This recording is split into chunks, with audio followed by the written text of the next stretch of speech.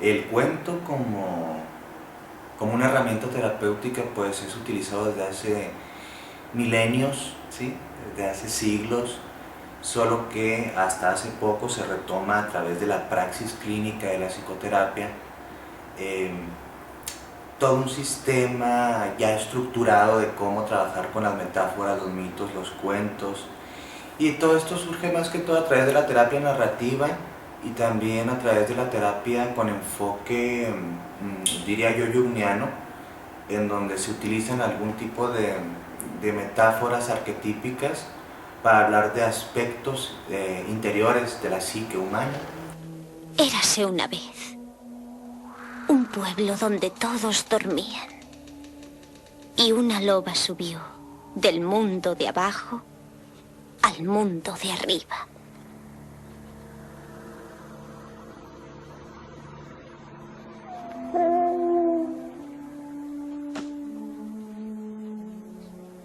Entonces, un cuento sí funciona como medicina, es una medicina para el espíritu. En el chamanismo, por ejemplo, y las medicinas primitivas, entre comillas, de los pueblos originarios, pues una de las funciones del chamán o de la mujer medicina, de la chamana, era el contar historias, contar cuentos que impactaban psíquicamente a la colectividad y unían y fundían estos lazos tribales, y también ayudaban a estructurar pues, situaciones cotidianas, como también situaciones muy profundas, como por ejemplo los ritos de paso. En los ritos de paso se exploran a través de los mitos, los cuentos y la metáfora un conjunto de significaciones que a nivel simbólico quedan guardadas en una leyenda popular, en un cuento, en una narración que es contada o cantada, ¿sí? en un entorno ritual en donde para la persona tiene una significación personal, pero a la vez también la conecta con su colectividad, porque es una experiencia que todos tendrían que transitar. No quería hacer daño a nadie, pero alguien sí le quiso hacer daño a ella.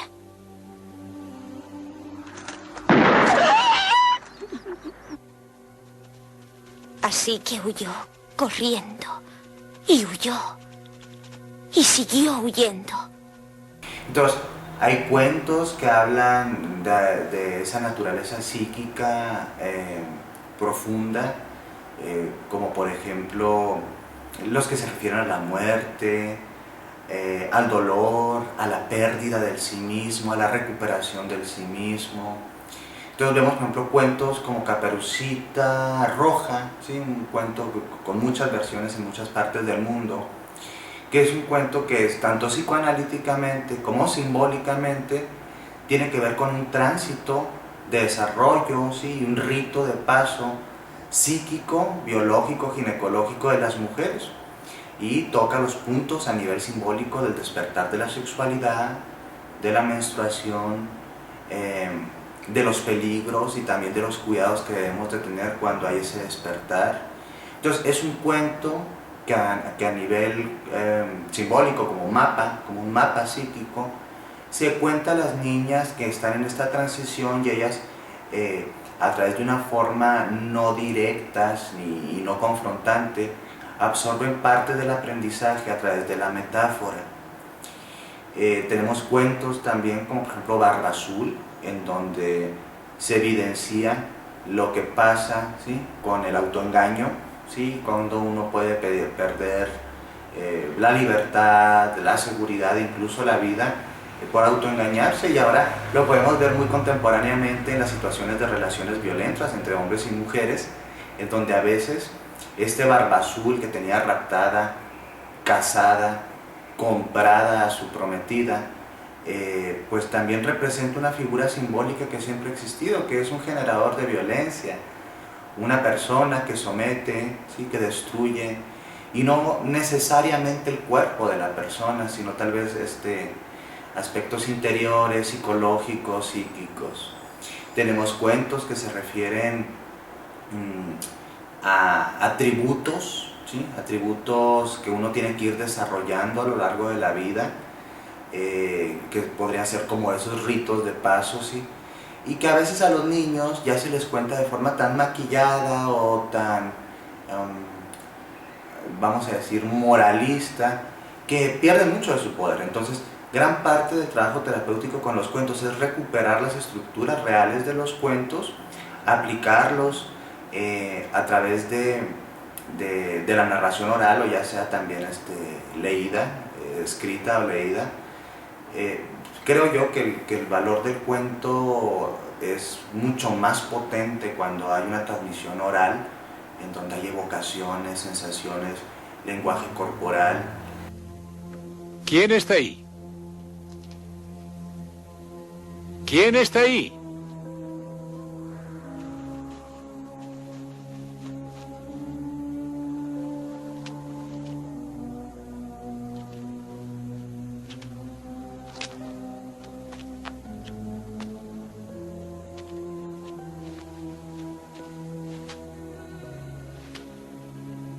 Esto es tierra sagrada.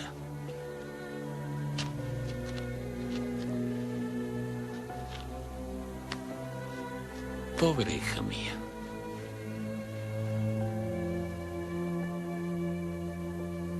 ¿De quién eres obra? ¿De Dios o del diablo? ¿Y a mí qué me importa de quién seas obra? Pobre criatura sin habla. No temas, no temas, no temas. No. Con el tiempo se te curará.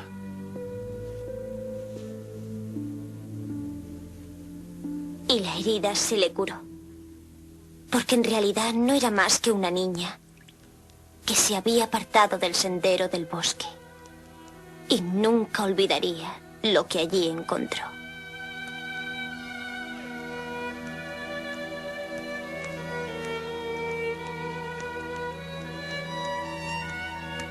Entonces, a veces el cuento, cuando estamos partidos o rotos, ¿sí?, o estamos en una mente muy neurótica, son herramientas amables que entran de forma directa al aspecto inconsciente y hasta cierto punto más infantiloide,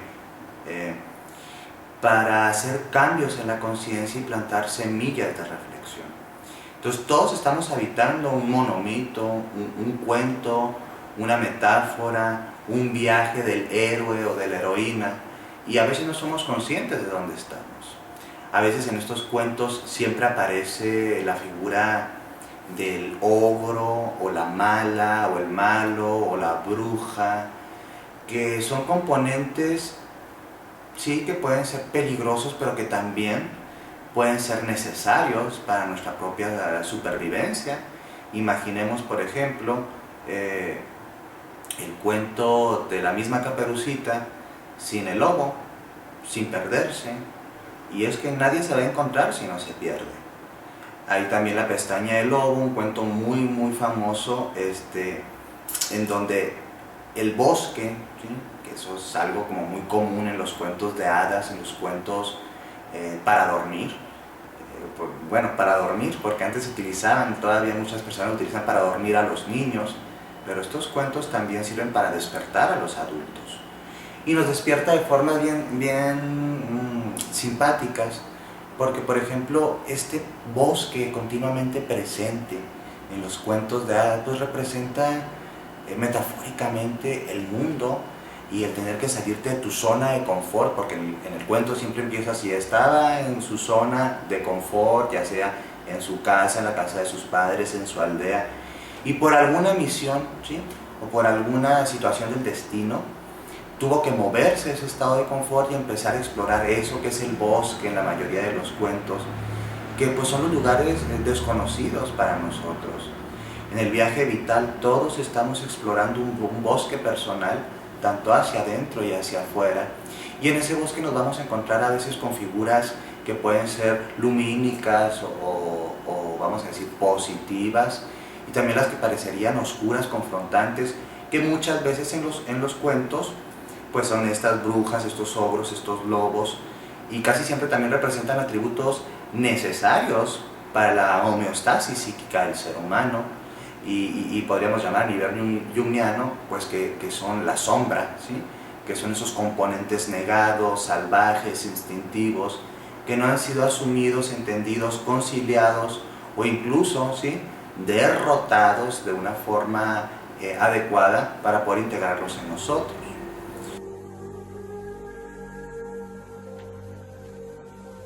Así que se dirigió de nuevo al bosque y huyó. Huyó.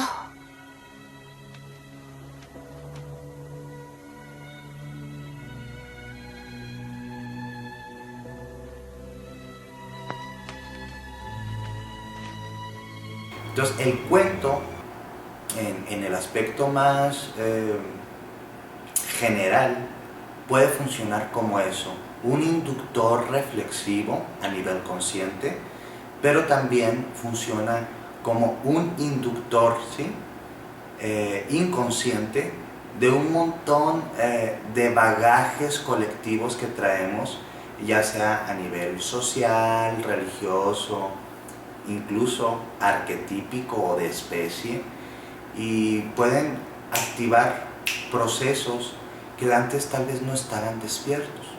Por ejemplo, imagínate tú contar un cuento que realmente mucha gente tal vez lo ve como algo muy suavecito, pero es un cuento muy complejo, el de Hansel y Gretel, en donde hay este abandono de los padres en el bosque y esta sensación de desprotección, de hambre, de miedo.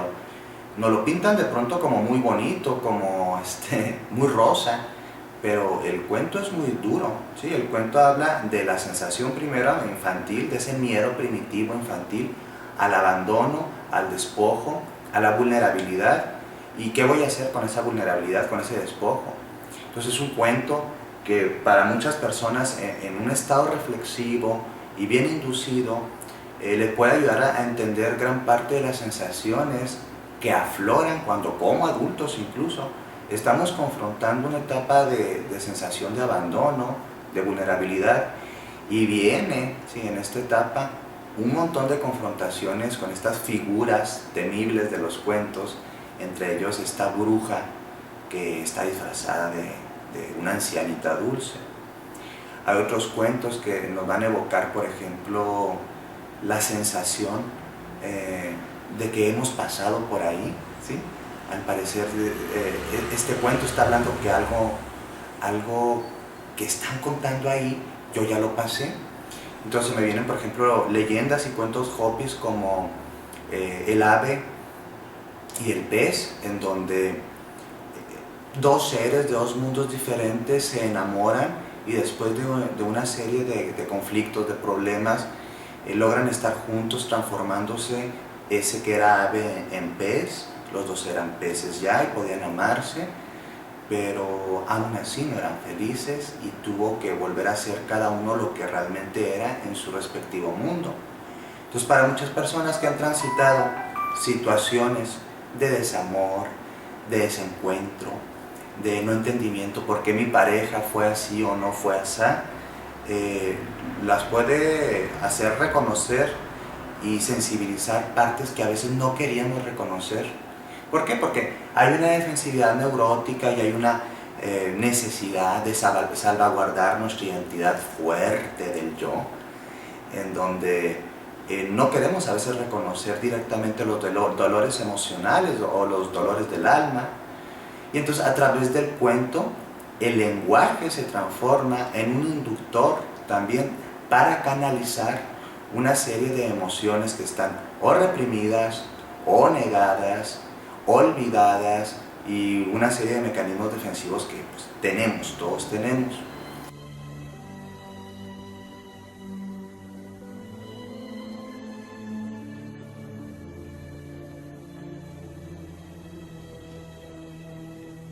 Y volvió en busca del mundo de abajo. Es esta herramienta que nos posibilita a entendernos desde adentro y también cómo nos conectamos con el afuera. En cada cuento hay una medicina, entonces lo que uno hace es aprender a tener un conjunto de cuentos varios que pueden ser aplicados en situaciones específicas para las personas específicas. Y creo que la primera medicina que encontramos en los cuentos es una autorreflexión muy sana a través de estas figuras simbólicas que nos hacen recorrer caminos que de otra forma tal vez no quisiéramos recorrer, o tal vez los recorreríamos pero con mucha resistencia. Entonces, en el cuento entendamos la metáfora, el símbolo y a veces también los símbolos pues, que tienen más caracteres psicoanalíticos. Y todavía más allá del cuento encontramos leyendas, mitos, tradiciones orales y escritas de algunas religiones que evocan la transformación personal. Entonces, la terapia a través del cuento no es unicista, no debe ser trabajada, o sea, como que puros cuentos, no.